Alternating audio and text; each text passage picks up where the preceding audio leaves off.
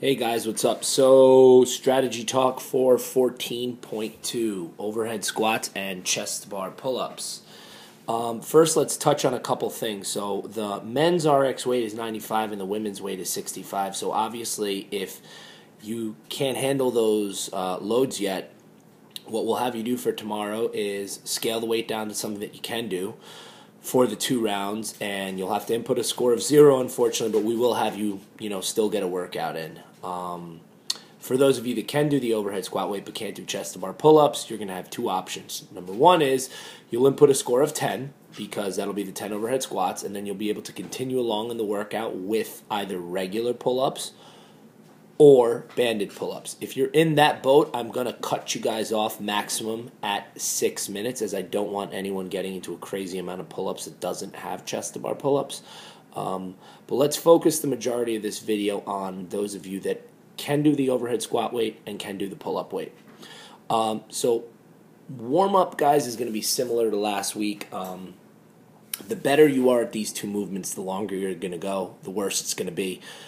So for the vast majority of people, getting out of the first and into the second round, or out of the second round and getting into the third round, is going to be a big accomplishment. So you need to be ready to go, as the workout's probably only going to be a 3 to 6 to 9 minute workout.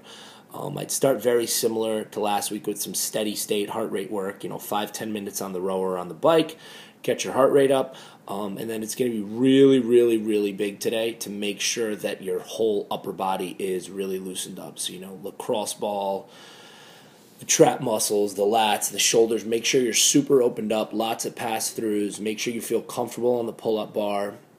Do some pull-ups or ring rows beforehand. Make sure you're warmed up and ready to go. Some light overhead squats. Make sure the hips are loose, hips are open. And then when actually getting to the workout, you guys have to think from the beginning what type of athlete you are. So for most of you doing the workout, presuming that the weight on the overhead squats is going to be light, the vast majority of this workout is going to be made on the pull-ups.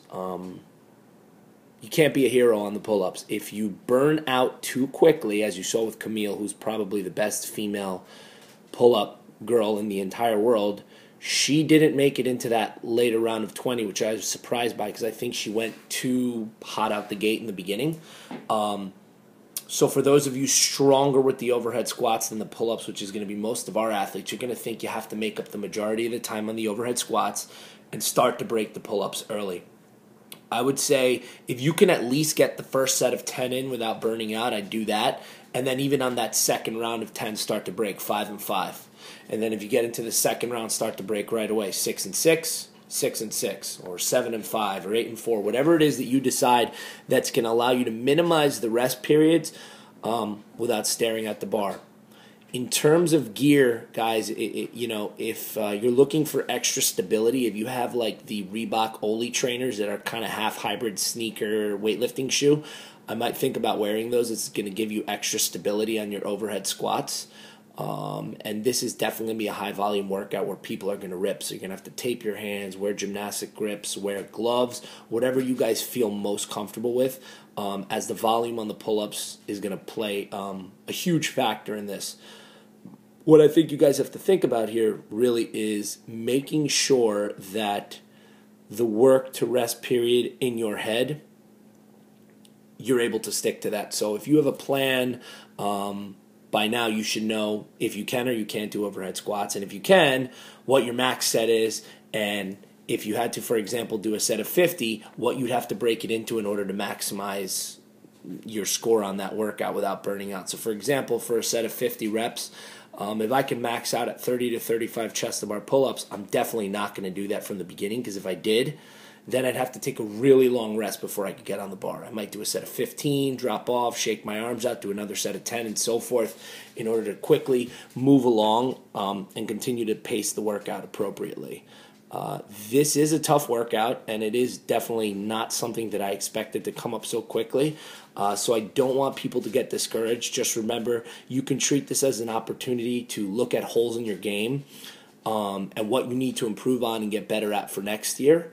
Nonetheless, guys, tomorrow night's going to be a lot of fun. So let's make sure we get our heart rates up nice and high, break a sweat before we start the workout. Really focus on opening up the upper back and the chest and the lats before we start the workout, and really get ready to go, as this for most people is going to be a really short 3 to 6 minute workout. I will see you guys tomorrow night, Friday Night Lights, 14.2. Let's go.